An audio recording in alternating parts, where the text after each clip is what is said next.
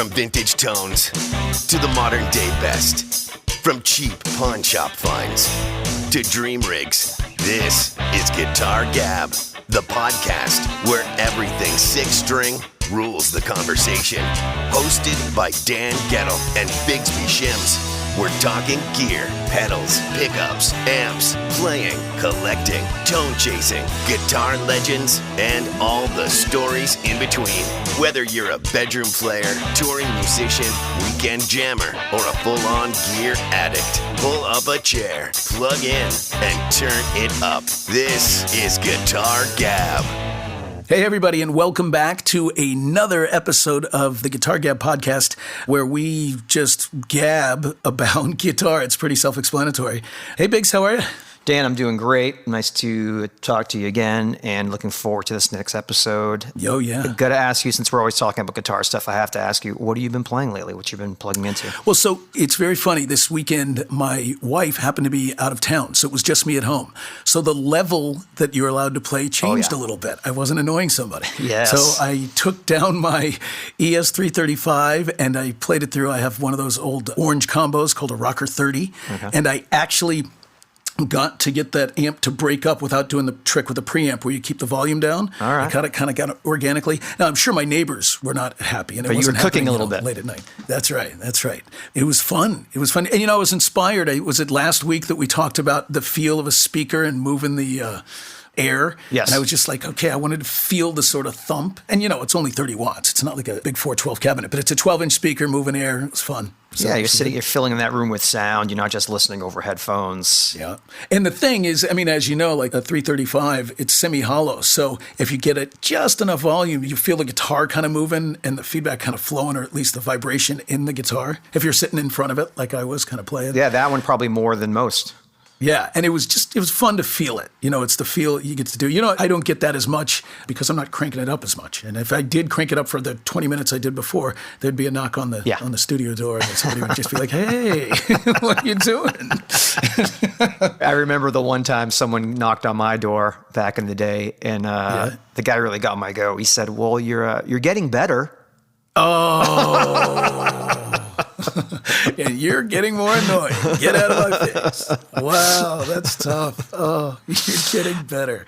So you've been listening, huh? Yeah. What are you playing? Let's see. I guess that kind of transitions to what we're talking about today. Yeah. I busted out. We've been mentioning Tele Deluxes for the last couple episodes, or we've touched on them a little bit. So today's episode is going to be about, I guess, three of the bigger, maybe name brand guitar companies in their models that maybe aren't as popular, not the Les Paul, although one of them is a Stratocaster and it is by Fender.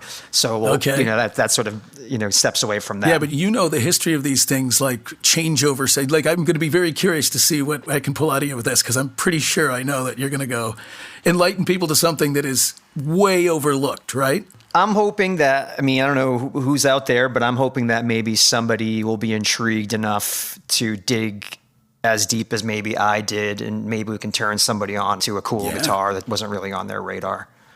So what do you think, before we get into this, do you want to set expectations like we kind of mentioned in the past about the levels that we think of, the different levels of what entry level really means? And like, I'm assuming these are all pro player instruments. Like you could get this and gig with it, right? Exactly. So I would put these under a pro category. And by pro, my definition of pro for these purposes is a guitar that you buy out of the shop, and then after a basic setup, action, truss rod, maybe a little fret polishing, intonation, you can take this thing on the stage and go. Wow, nice. No fret work, nothing major.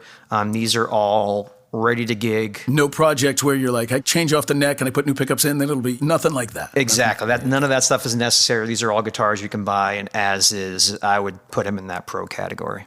Awesome. Now, none of these will make you play like a pro. That takes a little work and practice. I know. Trust me. Okay. All right. So do you have an order you want to go on? And we got to say for the listeners, too, you've really been busy where people are going to be able to hear what you're talking about, right? Yeah. We've just to kind of give a little context. So just for simplicity's sake, and this is why we love this kind of technology, we're going through a Universal Audio, their Plexi model. So I do have a small pedal board, which I'll just be using for an OCD for the dirty tones. Okay. I'll probably stick mostly to dirty tones today because the cleans aren't really doing it for me so far. Yes, we'll do that. And let me just give it a little taste and see. So...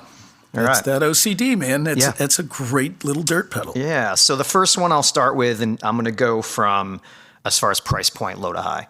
Okay. So this is it's called Fender 72 Deluxe. 72 Tele Deluxe is the model. Currently made? They make some Monteras. I've lost track, to be honest with you. There's so they many. do change about every couple of years of what's available. I think every few months they're putting out another version of it. That's right. Yeah. At this point. But I was a fan of the Tele Deluxe, as we talked about before, and I've had a couple of real 70s ones. Chocolate? Did you have the chocolate? I had the Mocha, and then I had a Sunburst, which is a little bit more rare, but both super cool. I love the wide range pickups, as we've as mentioned. Yeah. Seth Lover, right? The guy? Seth Lover, Seth Lover design.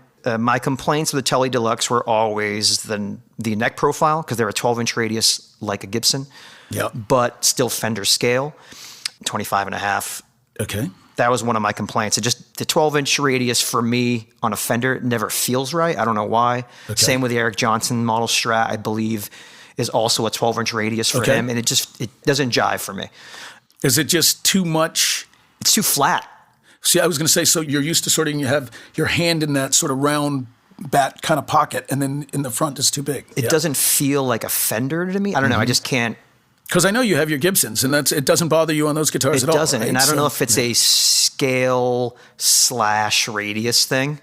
Or my that's brain, what I was thinking. And I almost feel like that's the same thing with PRS. I haven't played a lot of PRS, but because they have these sort of in-between scale lengths, I think my brain gets confused. You're not lying. I have one, and it's a beautiful guitar. They all look pretty impressive, and it really sounds really, really well. I really enjoy it when I play it. It doesn't have the tremolo. It's got the stop tailpiece on it. It's set up more like a kind of a standard Les Paul. It's got a big fat neck on it. Yeah. I feel like I'm playing a child's guitar sometimes when I'm not paying attention. It's just smaller. It's shorter the way it feels in my hand. The neck, when I'm playing cowboy chords at the end, I don't feel like I'm reaching as far as I'm supposed to, or it doesn't feel the same as some of the other guitars. Okay. I mean, I'm used to it now because I pull it off the wall a number of times, but it's different. It's definitely a different feel. And I wonder if you play them regularly, if that's why PRS guys tend to be PRS guys, because that's what they're doing. What you're used to, I'm sure. What you come up with. But yeah, my beef was always the neck radius. And then the other one is the 3-bolt neck. Okay. It's fine. I think the design on its face, and that's actually one of the Leo designs while he remained on at CBS. He had a non-compete clause for 10 years. So he could only do, before he could do G&L? Yeah, so he consulted for 5 of those years, I believe. So Leo sold his namesake Fender and still didn't move on for 5 years and still worked, even though CBS was the people that owned the company at that point and making it and still innovated. And I found out recently he was not happy.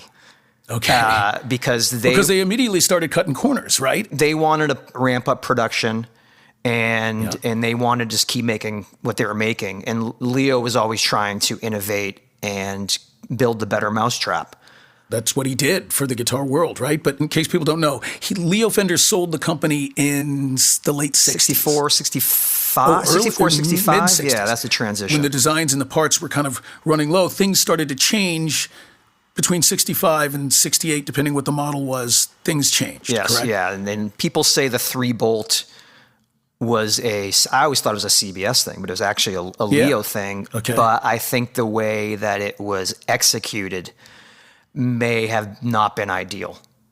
I mean, I've had one of my very first real instruments was an old 71 or 72 Strat hardtail with a 3-bolt neck. Yeah, that's another one of those, how many times do you have something that you wish you hadn't gotten rid of? And but it was a tank. It didn't lose tune. I mean, I was so early as a player, it may have lost tune, and I just didn't know because it didn't lose it enough where I could hear it.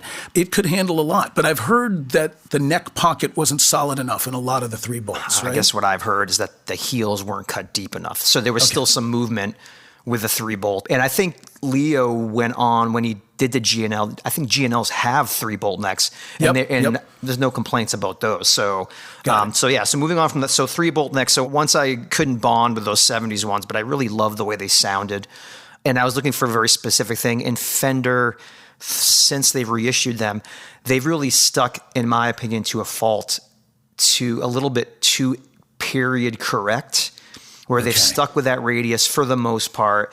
They've stuck with the 3-bolt neck. So I was sort of caught in stubbornly, whatever it is, that they haven't used some modern technology to upgrade that thing yet. Yeah. So I'm looking and I'm trying to find an alternative. And, do I get one custom built? Do I get a Nash? Nash is making some cool ones that have the 4-bolt neck. But I ended up stumbling across, I guess the series is called a Fender Special Edition.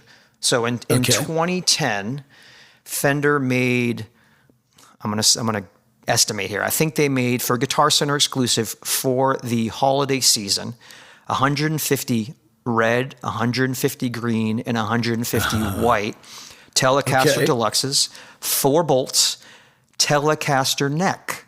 So no big Strat headstock. So no big headstock. Standard Tele neck with a modern neck. So made in Mexico, 9.5-inch radius. So they're sort of Mexican standard Telecaster neck. Electronics good? Do you? I mean, I know in the past we've talked about the Seth Lover pickups are very hard to recreate. Yes, and this was pre-Fender reissuing them, which has happened only in the last few years, where they've made an authentic one. So at that time they weren't being reissued. And I got a pair of Lawler Regals, which was Lawler's recreation of the wide range. And I think you did a deep dive into them, right? Like they were the winners. Knowing the real deal, these really do capture the feel and the sound of those. So Lawler pickups are badass. Yeah. They're really good. So where this thing shines is that sort of 70s Americana or something like that. It's got this like...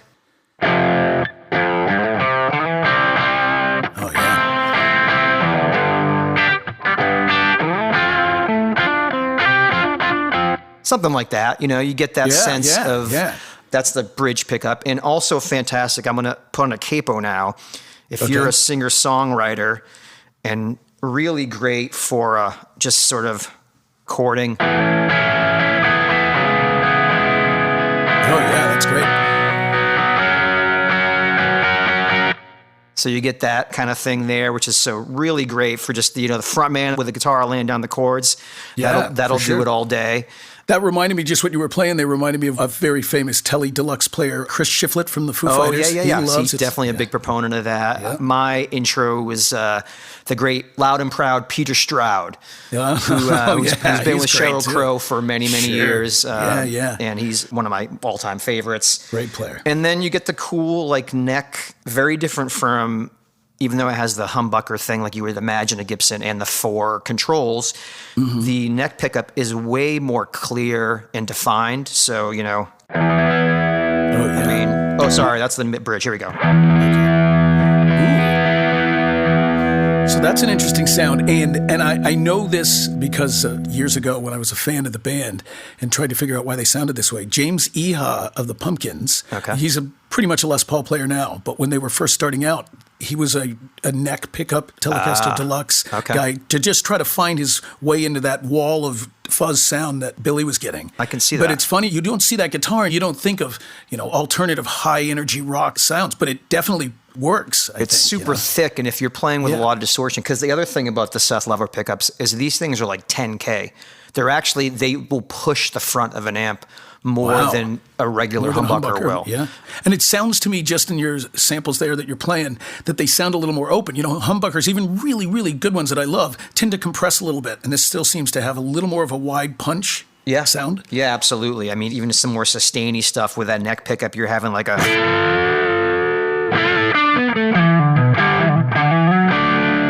that's great, man. That's great. Yeah, so just, fantastic. I'm a huge fan. And if you can find one of these, we're sort of mid 2026, $800. I mean, if you can go on stage and you can get those tones and you can just get it set up right for $800, no one's saying no to that. Super versatile. Yeah. I love the aesthetic. It kind of has that, denim jacket kind of a look with all the screws. It does, but I'll tell you, and you, years ago, we were talking about your old Deluxes, and you were saying that one of the things that people don't realize is what a great funk guitar it is, right? Yeah, I don't have a clean tone dialed up, but it's very spanky. Mm-hmm. And that's sort of even with the dirty tones, you could probably hear it a little bit, where it just really is kind of punchy in these. It's mids, but it doesn't forsake any of the high frequencies like maybe a traditional PAF would. I'm digging it. And I think even when you get into vintage, these are still underappreciated price-wise than some of their peers for the time period, right? There's a lot of them out there, and you can find them. That's probably $2,500 or something for a 70s. And for those that don't know the story, didn't you see your guitar on TV one time? Well, that's the reason I have this guitar that I'm playing right now is because I was watching, remember that show, Orange is the New Black? And there was a bar band scene, and I'm watching the guy play a Sunburst Tele Deluxe, and I'm going, I remember when I had that Sunburst. That was a great guitar. I should get one of those again. And then the more I watched it, I said, wait a minute, that's my Tele Deluxe. Man. I recognized the wear pattern. Yeah. And I had actually sanded down the front of the neck and done a refret on it. So I knew for sure 100% that was my guitar. That's like the ultimate slap when you, not only did you used to have the gear and you don't have it, but no, that's mine. And he's playing it. That's mine. Yeah. So these are fantastic. Look for one of those FSR 2010s. You'll know because they have the standard Telecaster headstock. The pickups that come stock with them aren't the authentic Cunife or however you say it. But they're pretty good, but they're fake wide range pickups. Okay. And Fender makes them now. And you said Fender's making new ones now, right? I haven't heard the Fenders, but I think they're probably fantastic. That's awesome. I can vouch for the Lawler Regals. Lawler makes great stuff, and they sound like the real thing. This is the one I can say that I have never owned one. And just now I'm getting that itch. That's why this is such a dangerous thing. Well, there's plenty more to talk about, Dan. Okay, so, let's go. Let's move on to the next one. Don't spend all your money in one place, That's right. I'm going to walk out of this with 3 guitars. Darn it. So this next one will be the next money category up. And you and I have been talking about this for the last few months. And I've turned some friends onto these, and people have picked these up. So this is, for everyone listening, once we're talking about Fender and being bought by CBS. So that arrangement went into about mid-'80s. So around 86, from how I understand it, the employees at Fender was not in a good place, and they bought the company back from CBS. The employers themselves, so the whatever, the management or the people there, they got a good deal on it. And they bought the company back. And so they knew, hey, we need to relaunch the Stratocaster. It had kind of fallen out of favor. Think about that. Think of how much work it has to do to get the Stratocaster to fall out of favor. This thing is since its inception, it's been one of the pillars of electric guitar. And to feel like you got to recreate it, it's pretty interesting. But you have to imagine it in that time too. You have Eddie Van Halen. We always mention, Eddie's in there, and people are starting to mod guitars. So things are changing in the guitar world. You had a lot of LA metal bands. You had a lot of people not playing this style of guitar at all, right? Yeah. So a lot of pressure on those guys at Fender to come out and knock this thing out of the park. And a couple interesting side stories, which we'll get into, but I guess they launched at the 1986 NAMM show, and this is the American Standard Stratocaster. So this model is actually the longest made Fender model guitar, the American Standard, which went... Because they have a lot of different types of Strats, right? Yes. But this is their standard. Everyone knows the American Standard because the American Standard is now the 2-point tremolo.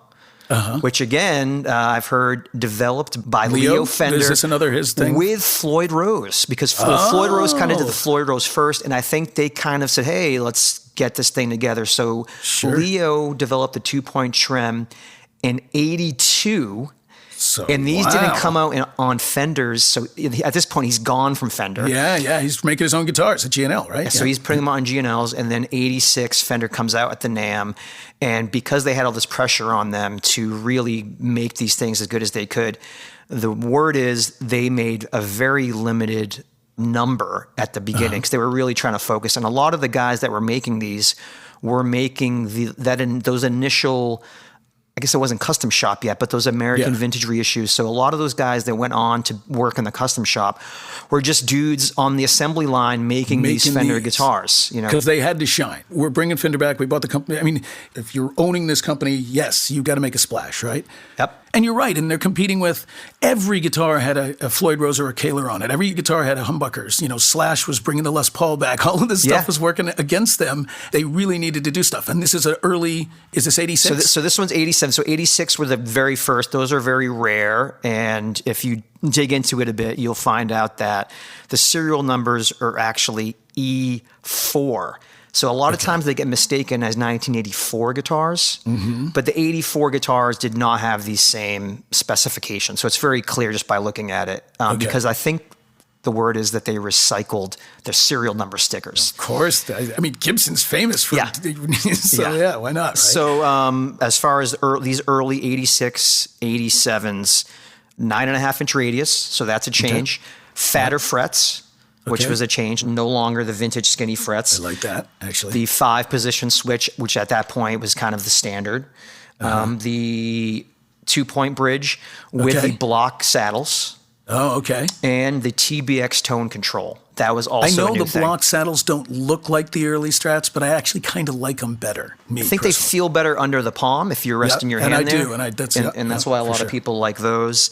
Besides that, everything else is pretty much the same. A couple of minor things.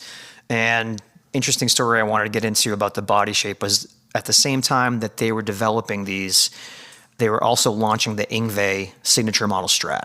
Okay. And they sent Yngwie a prototype, and he said, no, these bodies are all wrong.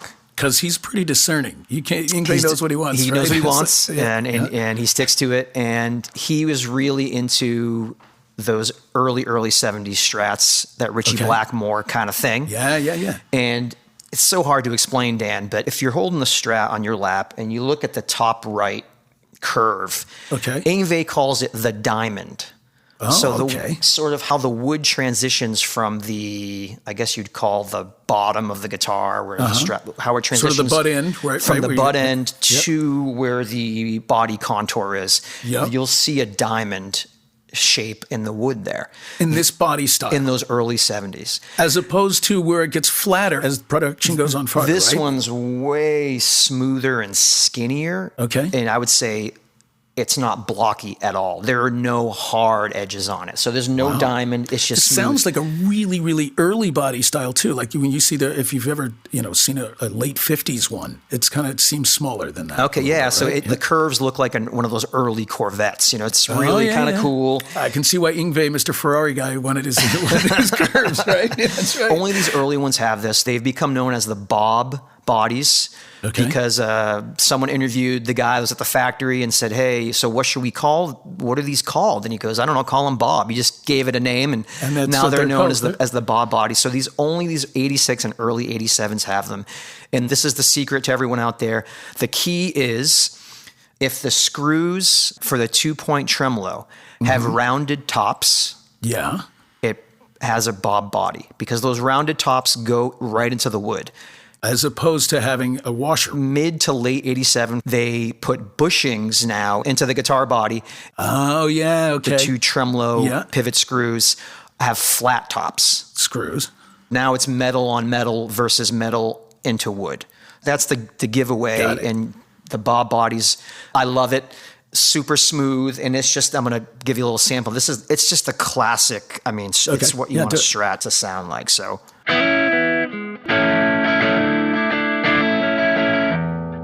Oh, yeah.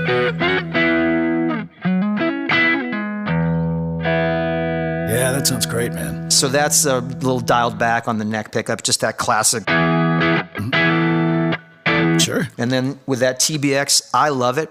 A lot of people took them out. And you explain the TBX tone, you notches in the middle, right? TBX is treble, bass, cut. So T, treble, bass, and X cut. So there's a D10 in the middle. So 5 is actually on a normal Strat would be your 10. And we're talking about the bridge pickup here, right? Sure. So if you roll it to 10, you're actually cutting bass on this. Got it. Okay. And if you roll it where you'd be making it darker on a regular Strat, you're cutting treble. So it's kind of doing the same thing, but to a more extreme degree. For sure. I know a lot of players love them. The Jeff Beck guitars, the early ones anyways, had the circuit in there. And Yeah, it really makes it almost sounds a little bit humbuckery. oh, yeah. And you can dial it just flat normal. You don't need to have that in there either, right? And that's a single coil bridge pickup. That's a doing that single sort of coil thing. bridge, yeah. So Yeah, definitely that's good. way more meaty. Oh, yeah. Yeah, that's great. That's Yeah, great. very, very cool sounding. I mean, it sounds exactly like you imagine a Strat to sound. Any special things going on with the pickups? Anything? No, that, these are dead stock. Again, a lot of people took these out, put Texas Specials. Big mistake. Yeah, you said this before. The thing that I've found with these pickups is that the most minute raising or lowering totally changes the way it sounds. Okay. So if you can get it in that sweet spot, it really is perfect. But I mean, you can say that about a lot of models. I've played, hand-built custom shop Strats that aren't set up right, and they don't have that punch because the pickups aren't getting the strings. That just doesn't have that thing. Yeah. And you get the right guy that knows what they're doing. Pull pieces where they need to be, the pickup height where they need to be, the bridge setup where they need to be. All of these things are sort of organic beings that have a bunch of moving parts that need to be set up correctly, right? And then you can get the most out of whatever it has to give. Absolutely right. And if you're plugged into your rig, you have a little screwdriver with you and you're just playing, my tip would be really listen to how compressed, like how much of a brick wall when you hit the strings, and dial it into what sounds good to your ears, through your rig. The way you play, the way you hit the strings through your rig, all matters. I mean, and do it clean, do it dirty. I used to be the guy that used to set it at the factory spec and thought and that's cool. That'll get you in most cases in the ballpark. But I really think it's a learning process, and you might have to go back, the next time you pick up the guitar and kind of go through the process again. But the smallest little tweaks, take a measurement, see where you start, so you can always go back. But those tiny little tweaks will get you there. Oh, and I got one other thing too is I'm not a big middle pickup guy. But I mean, check this out.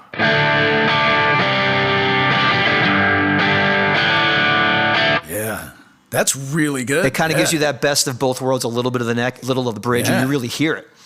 Yeah, that's great. That's really great, Yeah. actually. And I'm sure all the out-of-phase stuff is very, Fendery, the 2 and the 4 position. Yeah, I mean, you get the... that's the 2, and then the one closer to the neck, the 4 would be... Yeah. And this is 100% stock. I can't help myself, you know this. The tremolo was a little stiff, and I like a little... Okay. Yeah. I like a little wave there. Sure. I put some raw vintage, which they're cheap, $20, raw vintage springs, and I put all 5. Okay. And it actually has, I think, less tension maybe than the 3 or 4 that were in here. You said you noticed a difference in tone, right? Everyone thinks I'm crazy, and I'm mean, you are a little not bit, but saying yeah. I'm Eric Johnson level, but it added more fundamental, more meat to the sound. It was awesome. Little bit thin. Okay. And this just kind of filled out those lower mid frequencies. Do you want to give a shout out to where you get your vintage springs? Are there anywhere? No, they're called Raw Vintage. That's that's the brand. Yep. Oh, yep. okay. Yeah. Nice. And Great. I think they've really gone deep and they've studied the original tension of the springs. So I did it for the tension, and the bonus for me was just that it sounds better for this guitar. That's awesome. That's great. I got to shout out my buddy Dave, because since I've been bragging about this guitar to you and to him, he's bought 2 of them. Wow. And he's got them, I think he got both for under $1,000. That's fantastic. And one maple neck, one rosewood neck. And he said the killer thing about these guitars is the neck profile. It's just perfect. That's great. It really is. The way the shoulders are on them, it just feels, it's not fat, it's not thin. It's just right, and that's really he's probably right. You think if you have these builders that are really kind of getting into it, and we're going to do this run of however many hundred we're building, but we got to get them right. It's not always like that, especially for the big manufacturers. You're not always getting people to give that attention to it. Even on a good instrument, you don't get it. So that's kind of interesting that these wanting to be the American standard back, this is our flagship, let's do it. And you said that they're really well made, which is great, which is what it should have been. And Fender doesn't release their production numbers, but I've seen that in this era, that 86, 87, they're producing about 150 guitars a day. Wow. Okay. And I think nowadays they can produce as many as 600 a day. this is just U.S. production. I can only imagine now. Yeah. You have to think there's a little more care, a little more attention to each one of these than just the machinery they had to make them with. You couldn't set it up the way you can now, which doesn't mean that with today's technology, they're not being well made. It's just back then they had to do it a certain way. So they had to pay more attention. And not to let the cat out of the bag, but if you are looking collector-wise, what a great story. It's sort of Fender coming back. It's not the vintage Strat, but it's the Strat that everybody knows. It's almost more popular. And the thing is it's still within reach. It's still affordable. I mean, I think you and I would both love having a 63. I just don't know if our families would love if we went out and bought a 63, but I think we would love it. But yeah, so, working, days, nights, and weekends. That's right. Absolutely. And maybe sleeping outside too. That's not out of the question. Yeah. No. Very cool. So the early 87, the E4 Strats, check them out. They're out there. They're plentiful. I do love the color. I love the color of yours, but also they have some not standard colors that you can get on the guitars, as well as your blacks and all the other colors. And sunbursts. Yeah. There's the gunmetal blue it might be my favorite Fender color ever. I think it's beaten the, what's the green, the Sherwood green. Sherwood green is, you love that. Yeah, and also they have other stuff too. Like they have gray, right? And they had some other. The pewter gray, which I think Clapton was famous for back in that era. Yeah. So anyways, check it out. Good stuff. Yeah, fantastic. And finally, we're moving up. We're moving on up to... the Big G. The Big G. Gibson, we know them. We love them. I feel like people should know maybe one of my favorite all-time live guitar tones that came out of a guitar exactly like this, right? Yeah. So this is the 60s SG Special. Yes. And let's call this the top shelf. Yeah, top shelf. Oddly enough, as affordability goes, this is still a relatively more affordable 60s vintage Gibson style guitar than the others, right? This is still... I think bang for the buck if you're SG. Yep. And I have to dip into a little bit the SG thing here because SG, everyone thinks maybe Angus, maybe Tony Iommi. Who, by the way, did have a P90s SG for the first two Sabbath records, right? Essentially a special. But I have to say there's so much more versatile, I think, than they get credit for. If you love P90s, or maybe especially if you haven't really experienced P90s, the specials, because you get the two pickups, the junior is just the one in the bridge. I like having the two. And, an SG standard for 60s, let's just say mid 60s, right? Yep. You're talking, it can be $15,000, Dan. Yeah. So, I mean, it's double when you and I first started talking about it in a relatively short amount of time. Yeah. Right? So those are hard. So I would, if you're comparing these specials to a modern day custom shop, I think you might be able to beat the price. Wow. For the real deal. Now, one of the things is it's costing Gibson a lot more to make these now than it used to, which is why they're going to start at a higher price in the custom shop. If you adjust for inflation, I think they're actually the same price. Oh, okay. People have done the calculations. But these have, 50 years of age on it. If they're in relatively good shape, they're playables, they're great. The pickups are hand wound. If you get one that you love, it is a unique instrument, right? This old growth Hunter and mahogany, which I think is way harder to come by these days. Sure. And the two things I want to tell people not to be afraid of or maybe there's three things, Dan, because this is what happens, right? Yeah. You can't get anything after 64, Dan. It's got the narrow nut. That's what those everybody are trash. says, right? You stay away from those. You can't. That's all hogwash. Okay. It's not true. I have smaller hands, and maybe for some people, but I will say this, a lot of times those necks are deeper, so it fills your hand out in a different way. Okay. But in a cool way. So, okay. And they're all different. So just play it. Don't be afraid of post 64 narrow nuts. Mm-hmm. They're still cool. They sound the same. If you can bond with it, feel wise, you're cool. That's number one. Okay. Number two is, the neck dive on the SGs, Dan. Okay, so I was going to ask this. I had a buddy who had a 60s Les Paul Special, great sounding guitar, and he played live, so he wasn't always sitting in his lap, where sometimes that's a little more awkward with the heavier neck, and he was like, the neck pulls down. Is that true? Does it dive? Mine don't. Okay. Maybe it's if you're playing multiple, he had a bunch of different style guitars. Maybe you just got to kind of get the feel for it, right? I almost have to think that it's the Grovers. that people put Grovers on these things. I think he had Grovers on And his the guitar. Grovers add so much more weight to the headstock. I think stick with the Clousons, especially if you're changing out your tuning pegs to Grovers, most of the time you might be doing it for intonation to keep the guitar in tune, right? Or is that not necessary? The Clousons work fine. The Grovers got a lot of credit back in the day. I think probably more than they should. Okay. I know it was a common thing in the 70s and 80s. I would say from all the tuners, the modern day Goto tuners are unbelievable. They look the part and they have the Clouson look. I think the weights and all that kind of stuff, but it's a superior mechanism, even over the originals. Originals can be a little slippy, can be a little sloppy sort of in the mechanism over time.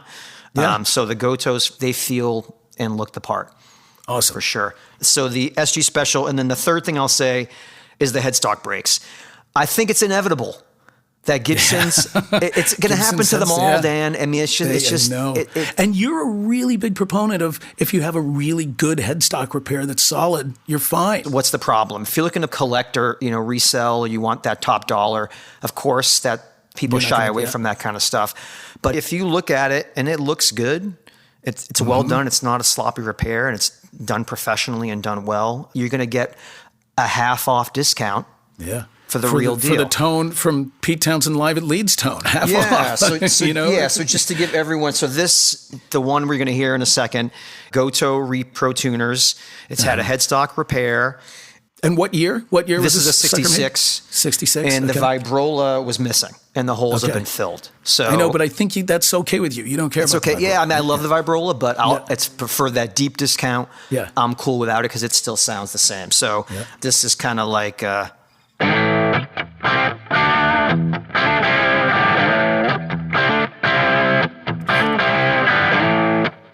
The P90s are just great pickups. That meaty and that kind, you can really, the definition of this sort of stuff. God,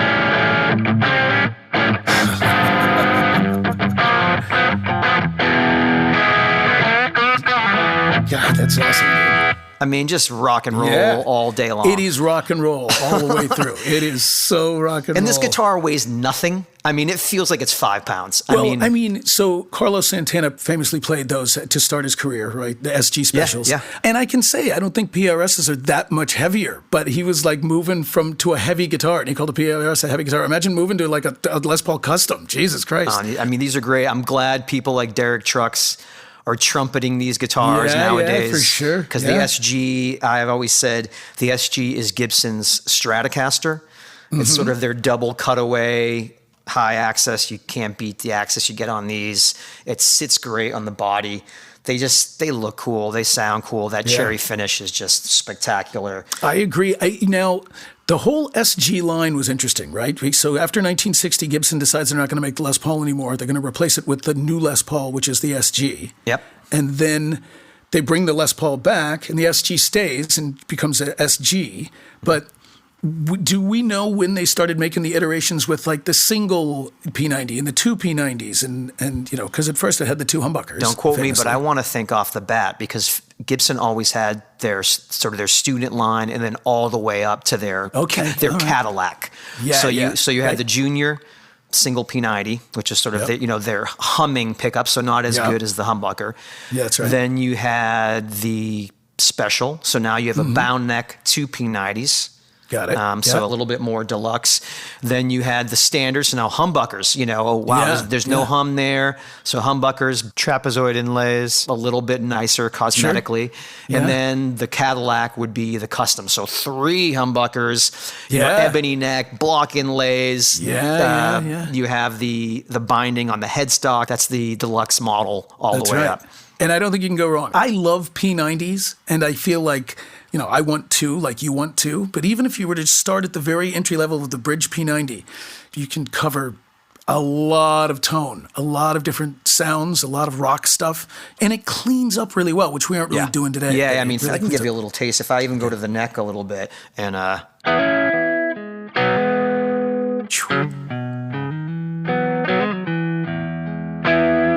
That's great, man. And the one thing that people will talk about is if you go in the middle position, I'm going to go there, they call it the acoustic tone. Oh,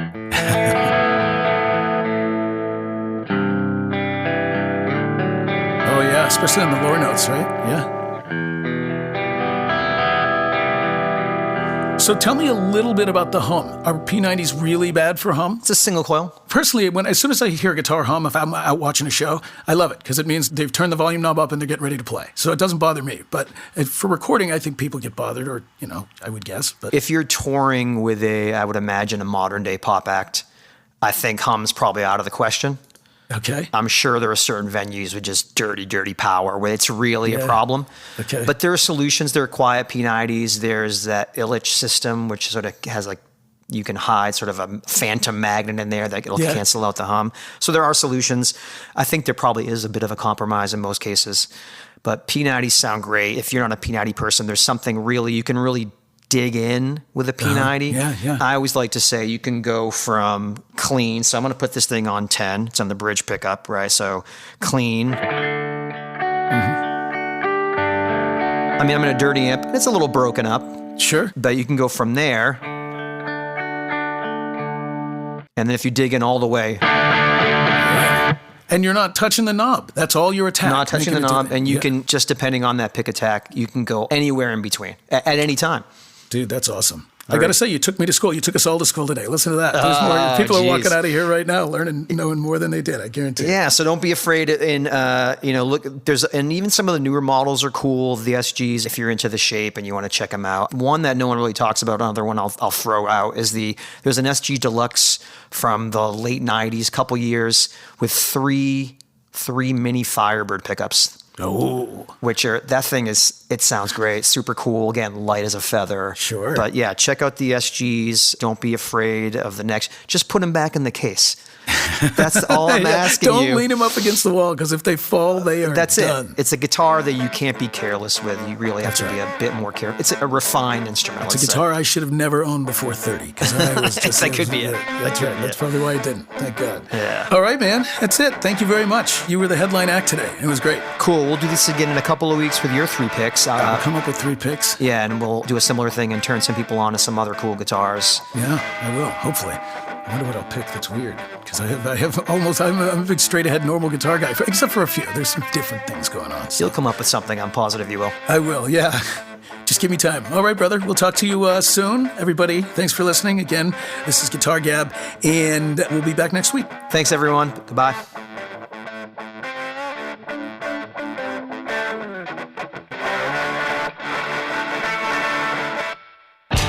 Thanks for listening to Guitar Gab, the podcast where we talk about anything and everything guitar. If you enjoyed the show, subscribe wherever you get your podcasts. Watching on YouTube, hit like and subscribe so you never miss an episode. Be sure to visit GuitarGabPodcast.com for all our episodes and exclusive extras. And if you have feedback, topic ideas, questions, or even corrections, drop us a line at feedback@GuitarGabPodcast.com. Thanks for hanging out with us, and until next time, keep playing.